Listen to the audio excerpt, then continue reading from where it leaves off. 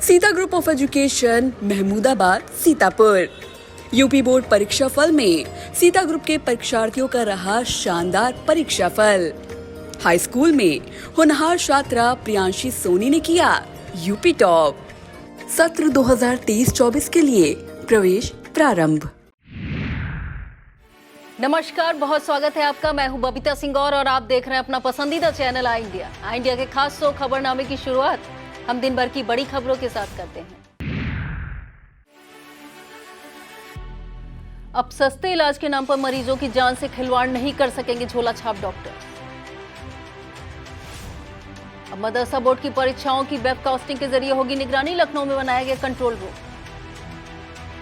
निकाय चुनाव में भीतरघात करने वाले भाजपा नेताओं पर हो सकती है कार्रवाई। भाजपा जिला अध्यक्षों से मांगी गई रिपोर्ट। स्वच्छता के प्रचार प्रसार के नाम पर भ्रष्टाचार करने वाले डीपीआरओ पर गिरी निलंबन की गाज। अयोध्या में निर्माणाधीन राम मंदिर को ड्रोन हमले से बचाने के लिए एंटी की जाएगी ड्रोन गन की तैनाती।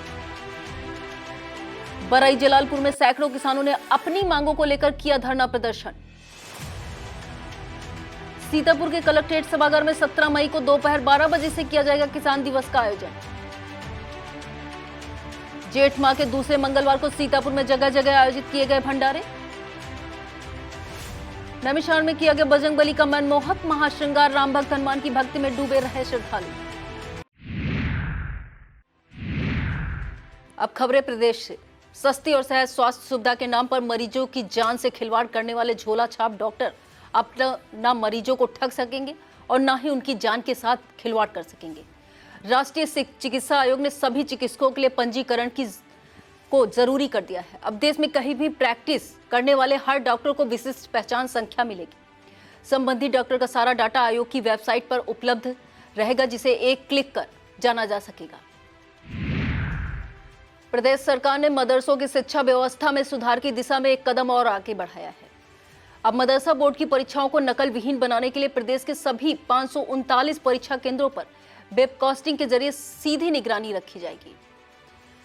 इसका कंट्रोल रूम लखनऊ में बनाया गया है। बताते चले, मदरसा बोर्ड की परीक्षाएं 17 मई से शुरू हो गई हैं।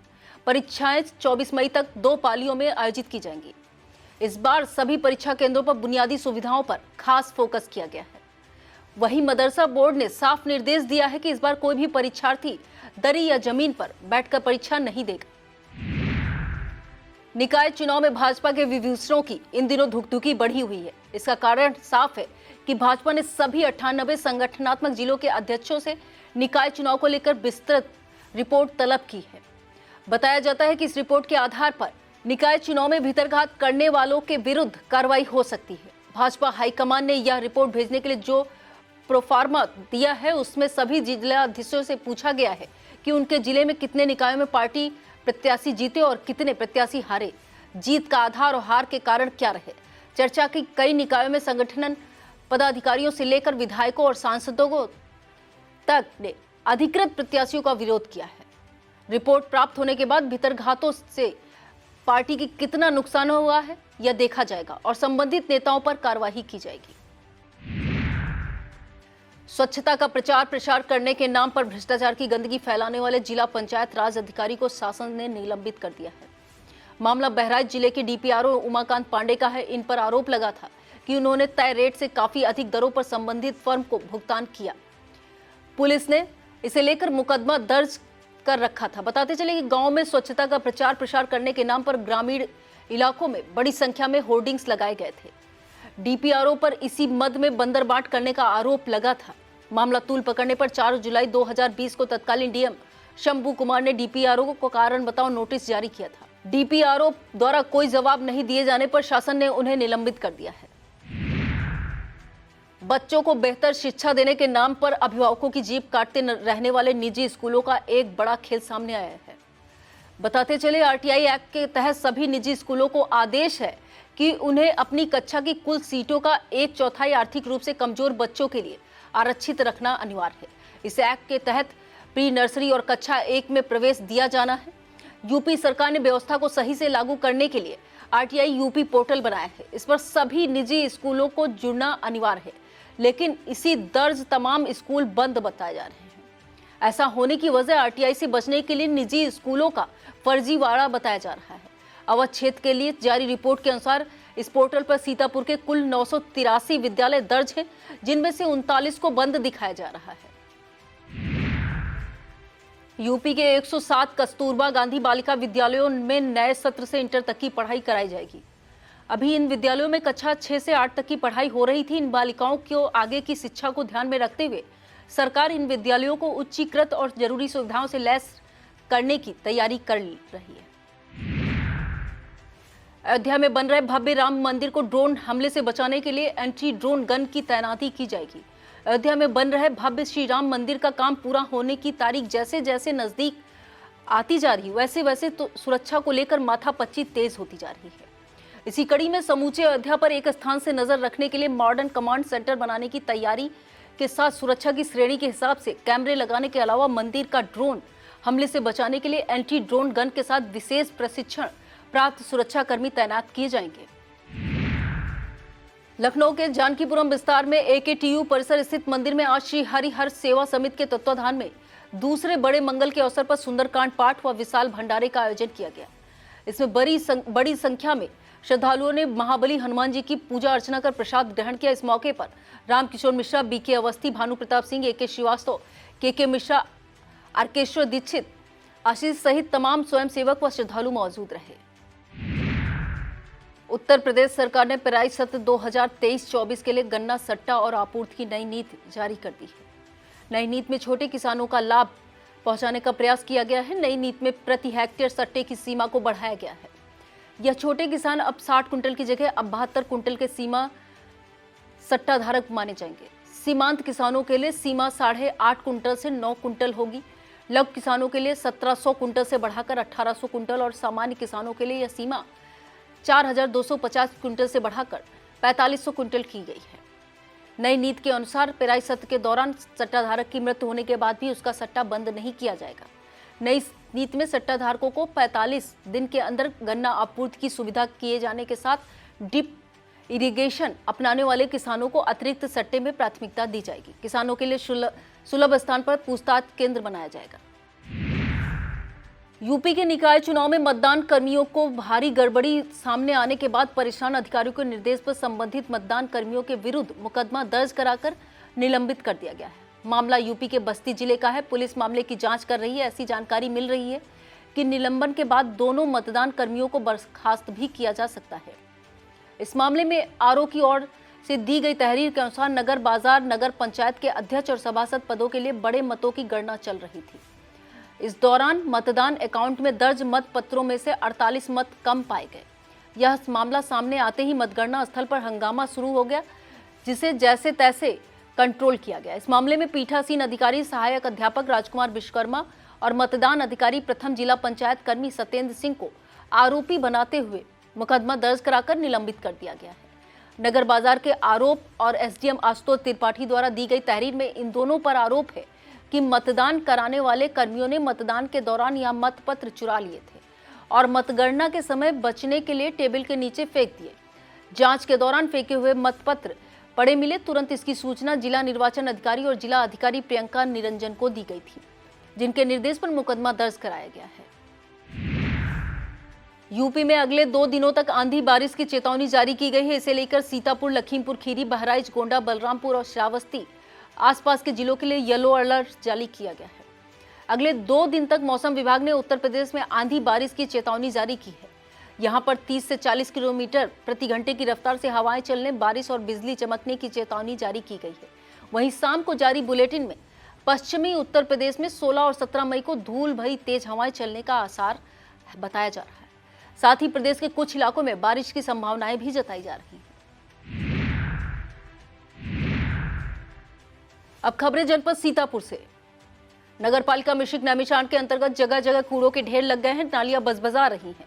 नालियों का गंदा पानी सड़कों पर बह रहा है। आपको बता दें, मोहल्ला थोक 4 में अष्टभुजा दुर्गा मंदिर के सामने नाली का गंदा पानी सड़क पर बह रहा है। सड़क के किनारे कूड़ों के ढेर लगे हैं, लेकिन नगरपालिका के सफाई कर्मचारी सफाई करने नहीं आ रहे। वैसे तो नगरपालिका में 18 सफाई कर्मचारी की नियुक्त है, जिसमें से 6 कर्मचारी हमेशा बीमार ही रहते हैं।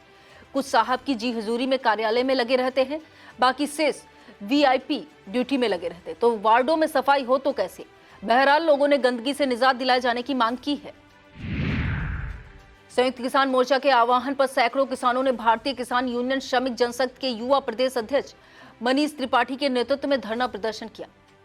बरई जलालपुर में शुक्ला ढाबा के सामने आयोजित इस प्रदर्शन के दौरान राष्ट्रपति को संबोधित ज्ञापन नायब तहसीलदार सिधौली विनोद शर्मा को सौंपा गया। इस मौके पर प्रदेश सचिव युवा मोर्चा अभिषेक त्रिपाठी, जिला संगठन मंत्री लक्ष्मी नारायण, रितेश त्रिपाठी, आलोक अवस्थी, अमित तिवारी, बबलू मिश्रा, रिंकू मिश्रा, रानू शुक्ला, राकेश शुक्ला, अवधेश शुक्ला, करण शुक्ला, उस्मान अली, सर्वेश शुक्ला, हरीश चंद, अमित कुमार, रजनीश कुमार, राजेंद्र शुक्ला, महेंद्र कुमार, नीरज कुमार, विवेक कुमार आदि किसान मौजूद रहे। मातृ दिवस के अवसर पर अन्नपूर्णा साहित्य संगम की साप्ताहिक काव्य गोष्ठी का आयोजन जागेश्वर निवास हरदोई चुंगी तरीन सीतापुर में किया गया। संस्थान संरक्षिका पुष्पा अवस्थी के संरक्षण तथा यासीन इब्ने उमर के संयोजन में आयोजित काव्य गोष्ठी की अध्यक्षता वरिष्ठ शायर महफूज रहमानी ने की तथा संचालन रामकिशोर श्रीवास्तव के द्वारा किया गया। इस अवसर पर जीएल गांधी, पुष्पा अवस्थी, महफूज रहमानी, एके मिश्रा, मंजर, यासीन, रामकिशोर श्रीवास्तव, यासीन इब्ने उमर, जीएल गांधी, डॉक्टर सतीश चंद्र वर्मा, नफीस सीतापुरी, केपी मिश्रा, एपी गौतम, गीता किशोर श्रीवास्तव, सीमा वाजपेयी, रियाजुद्दीन रियाज, प्रगति वाजपेयी, रामदास वैश्य, रामू, आलोक कुमार, सुधांशु त्रिवेदी आदि ने काव्य पाठ किया तथा कान्हा वाजपेयी, सौर श्रीवास्तव, भव्या श्रीवास्तव आदि श्रोता के रूप में उपस्थित रहे। इस अवसर पर रामकिशोर श्रीवास्तव तथा गीता किशोर श्रीवास्तव की वैवाहिक वर्षगांठ भी मनाई गई। सीतापुर के उप कृषि निदेशक डॉक्टर एसके सिंह ने बताया कि मई माह के किसान दिवस का आयोजन 17 मई को दोपहर 12 बजे से कलेक्ट्रेट सभागार में किया जाएगा। उन्होंने समस्त संबंधित अधिकारियों से अनुरोध किया कि पूर्व किसान दिवसों में प्राप्त अपने से संबंधित शिकायतों के निस्तारण की आख्या सहित स्वयं प्रतिभाग करें। वक्त हो चला है एक छोटे से ब्रेक का, फौरन लौटते हैं। ब्रेक के बाद आप देखते रहिए खबरनामा।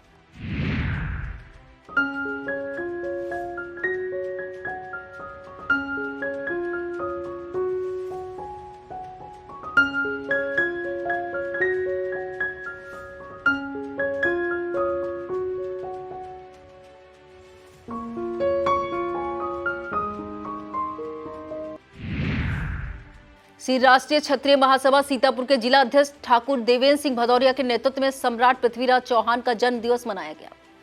सम्राट पृथ्वीराज चौहान की जयंती इस बार एसोसिएशन के पूर्व अध्यक्ष शत्रुघ्न सिंह चौहान सहित पप्पू सिंह तोमर, पुष्कर सिंह तोमर, जिला प्रभारी रूपदमन सिंह, जिला अध्यक्ष शीतला बख्श सिंह चौहान, जिला उपाध्यक्ष एवं शिक्षक धर्मेंद्र सिंह चौहान, प्रदेश उपाध्यक्ष इंदू सिंह चौहान, प्रदेश सचिव सुनील सिंह गौर, एडवोकेट योगेश सिंह, पवन सिंह, शिवराज सिंह चौहान, धर्मेंद्र सिंह, कुसुम सिंह चौहान, डीपी सिंह, ज्ञान प्रकाश, वीरेंद्र सिंह, शिव कुमार सिंह, कृपाल सिंह, अखिलेश सिंह, विजय वीर विक्रम सिंह, रविराज सिंह, अरुण कुमार सिंह, दीपक सिंह, घनश्याम सिंह, अजय सिंह तोमर, अमित सिंह, ज्ञानेन्द्र सिंह, अशोक सिंह, रामचंद्र सिंह, सोमवंशी, अनुज सिंह, मुकेश सिंह, सोनू सिंह, अमर सिंह और गौरव सिंह आदि ने सम्राट पृथ्वीराज की प्रतिमा पर माल्यार्पण करके नमन किया। ज्येष्ठ माह के दूसरे मंगल पर बरई जलालपुर कस्बे में जगह जगह पूरी सब्जी के भंडारे आयोजित किए गए। हनुमान मंदिर पर सुबह से ही भक्तों की भीड़ देखने को मिली। मुख्य चौराहे पर राजेंद्र राठौर द्वारा विशाल भंडारे का आयोजन किया गया।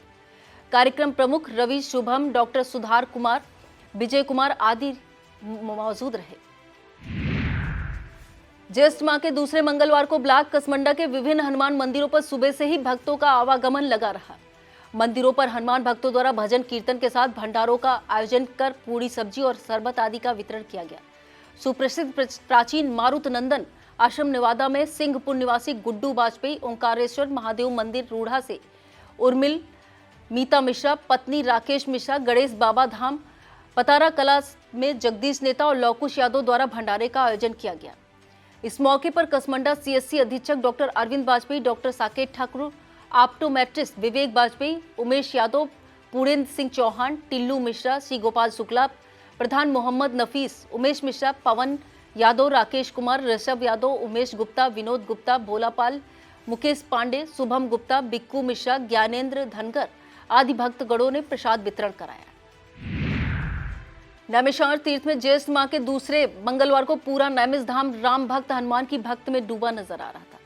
एक और जहां महंत बजरंग दास 1008 पवन दास द्वारा विख्यात मनमोहक महाश्रृंगार कराया गया, वहीं सुबह से दक्षिणेश्वर हनुमान जी के विशेष पूजन अनुष्ठान के बाद पूरे दिन मंदिर के भक्तों द्वारा दर्शन पूजन और भंडारे का आयोजन चलता रहा।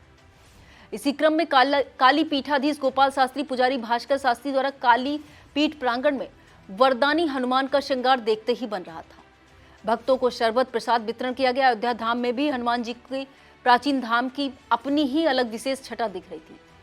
सभी हनुमान मंदिरों में पूरे दिन श्री हनुमान जी के चरणों में अखंड रामायण, सुंदरकांड, बजरंग बाण, हनुमान चालीसा एवं प्रभु श्री राम स्तुति वंदनाओं का क्रम चलता रहा।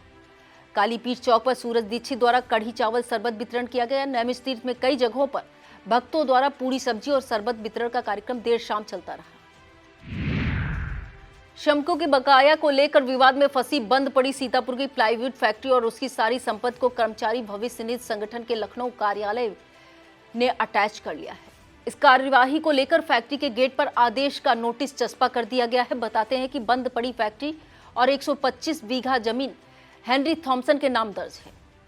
इस कार्यवाही को अपना बकाया पाने के लिए लंबे अरसे से आंदोलन कर रहे कर्मचारी बड़ी जीत जैसा मान रहे हैं। बताते चले, शहर के हुसैनगंज स्थित एशिया प्रसिद्ध रही प्लाईवुड फैक्ट्री वर्ष 2001 के सितंबर महीने से बंद पड़ी है।